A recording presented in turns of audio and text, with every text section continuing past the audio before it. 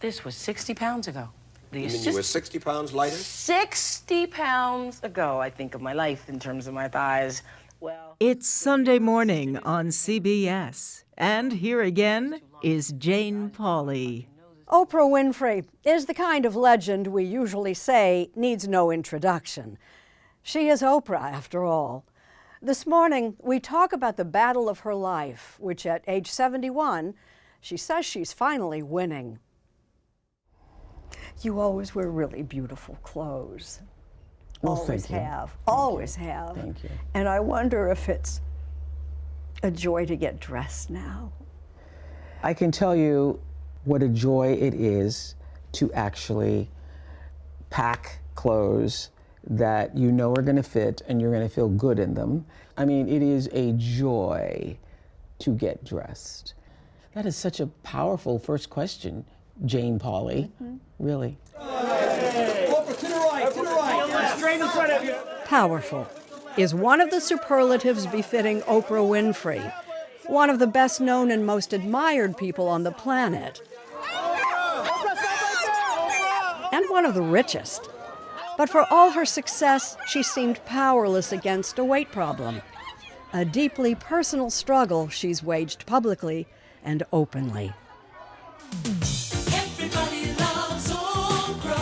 you mean me? In 1985, when her talk show, AM Chicago, was getting national attention, Oprah appeared on The Tonight Show with guest host Joan Rivers. And I'm sitting there, and we're toward the end of the interview, and Joan turns to me and so tell me, you know, how'd you gain the weight? So how'd you gain the weight? I ate a lot. I was stunned in that moment. When I now look back and I see that moment, you know, but I left feeling humiliated and embarrassed, but not the least bit anger. Not the least bit of anger or being upset about it. Because I thought, she's right. Over the next 40 years, Oprah would gain and lose hundreds of pounds. In the fall of 1988, after a strict 4-month liquid diet, a new svelte Oprah appears wearing size 10 Calvins, weighing 145, and pulling a wagon with 67 pounds of animal fat.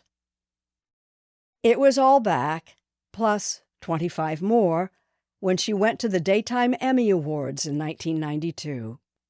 And I go to the Emmys praying not to win, literally praying not to win, because I don't want to have to get up out of my seat and have everybody watch me do that walk to the stage. She started over again the next day, working out with an on-call personal trainer this time. In 1994, she even ran a marathon. Oprah knew how to lose weight. She did it over and over. My body, Jane, was always seeking 211 to 218. So usually by the time I would hit 211, when I first went on the diet for the wagon of fat and pulled out the wagon of fat, when I did my first marathon, once I get to 211, I go, oh, I gotta do something. But now I understand that the biology of me, which is different than the biology of you and everybody else, all of us has our own, that no matter what I did, no matter how hard I worked, no matter what, it was always trying to get my body back to 211. 211, not because 211 is her ideal weight, but rather a set point, a genetically influenced weight range. Oprah calls it the enough point. Enough is also the title of a new book Oprah co-wrote with Dr. Ania Jastreboff from the Yale School of Medicine. Enough point. How do you know what your body's number is? And for most people, it's the weight that they kind of always gravitate to. So to lose weight, you cut back on calories and start craving high-fat food.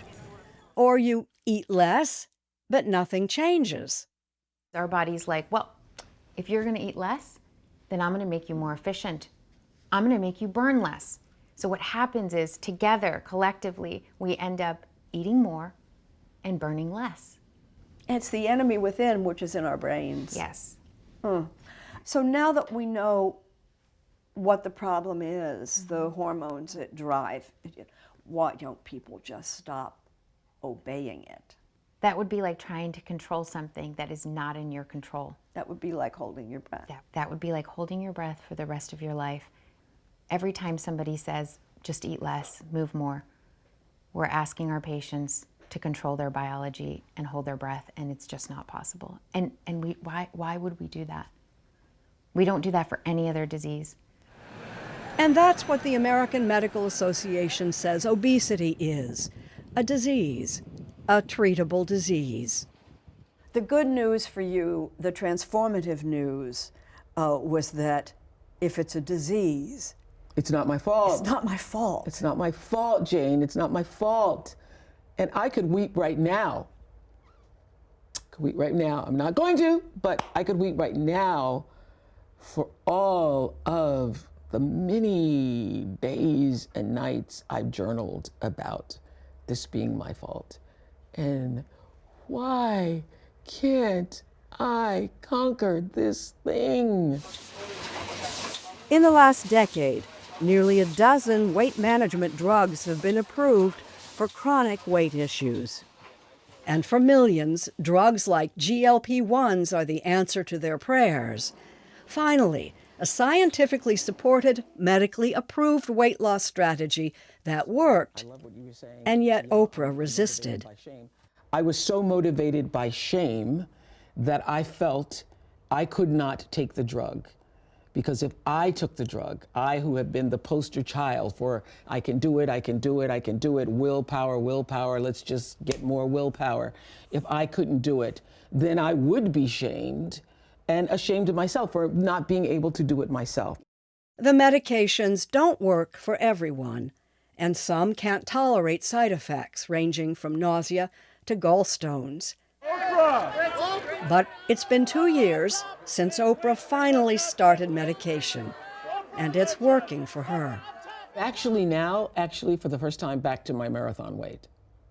I just yesterday hit my marathon weight. What's that? 155. Yeah. And so that's it for me.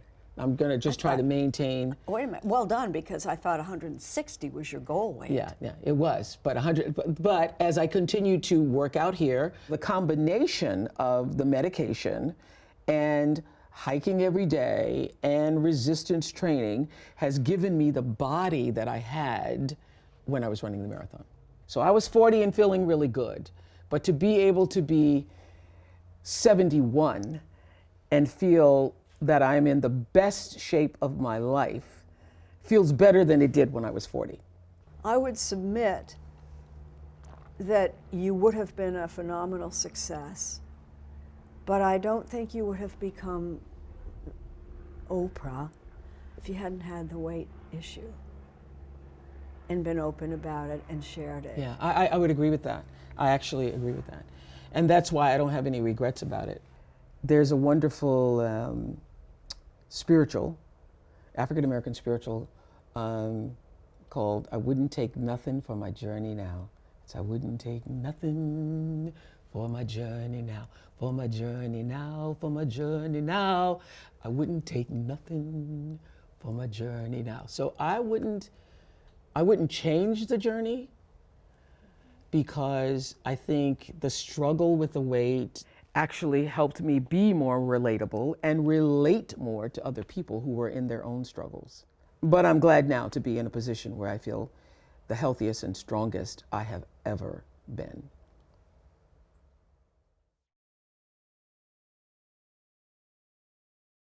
Once again, my conversation with Oprah Winfrey. Oprah Winfrey grew up riding on dirt roads. We added this bridge here in the pond, and one day Now on her sprawling Montecito estate near Santa Barbara, California, she owns the road. And I bought this. Used to belong to my neighbor. So this is 23 acres. Her house used to be right there. We took this fence down, and then so this became my whole backyard. Well, that's a nice place you got here. Now there's an ocean beyond. Yes, yeah, there's an ocean beyond. But And that's yours too? the ocean's not mine. Around here, all of the views are spectacular, especially the one looking back. Born in Mississippi in 1954, Oprah Winfrey was a teen beauty queen who became a local TV reporter in Nashville. And I'm Oprah Winfrey. We both hope you make it a great Labor Day weekend. Join us. And then an anchor in Baltimore. And the beautiful thing about my life was that I started out in local television, as you did.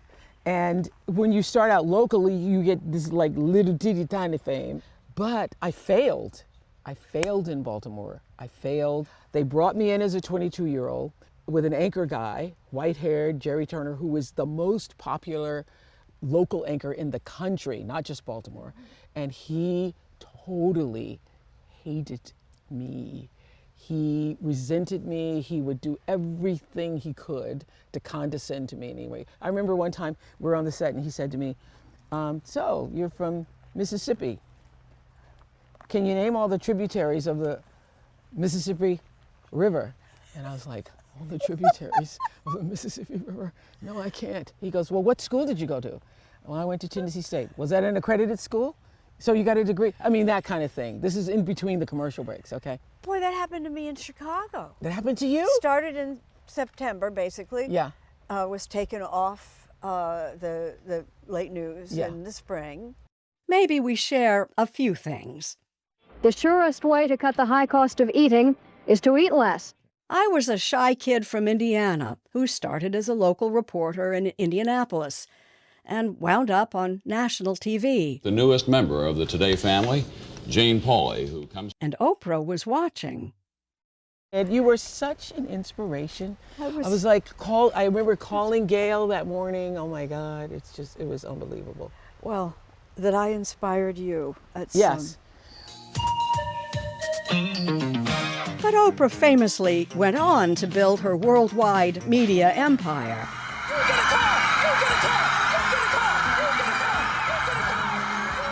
And a following that some world leaders can only dream of. You have such power now that you are this woman undeterred by weight and noise. What are you going to do?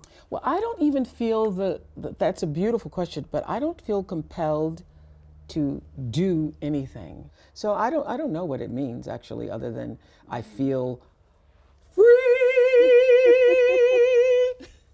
As you know, Yeah. your name was incredibly Yeah. bandied about that's not gonna for the happen. presidency. No, that's not going to happen. What I really want to do is to continue to use who I am and what that represents as a force in the world, as a force for good, and to allow people to not let the noises of the world still their joy. You are such a person of positivity. And I am indeed. For all of her astonishing success, it seems that Oprah is always aware of how far she's come.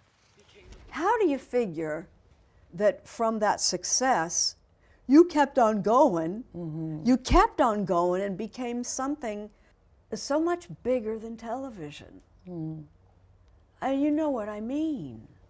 I do know what you mean, and I have to say, there's a wonderful poem by County Cullen called Yet Do I Marvel. And I would have to say, yet do I marvel at that myself. Sometimes in the early spring, the frogs are in the pond and I can open the door and I can hear the frogs out at night. And it sounds just like Mississippi, being on the porch in Mississippi. But the distance from Mississippi to Montecito cannot be measured. It just cannot be measured. And I marvel at, how did this happen? How did it happen that I was able to navigate the waters of racism and sexism and misogynism and all the things that we had to endure? Yet do I marvel. And marvelous it is. Well, we have little bits of things in common, I'm happy to say. Little bits of things. Yes, Yeah. a lot, because we were women of this business at a time when it was really tough to be in this business. But and now it's become something else. It's become something completely It was both. It was a time that was tough to be a woman in the beginning. Yes. But boy, was the timing good. Boy, was the timing good. We made the best of it. Yes, we did.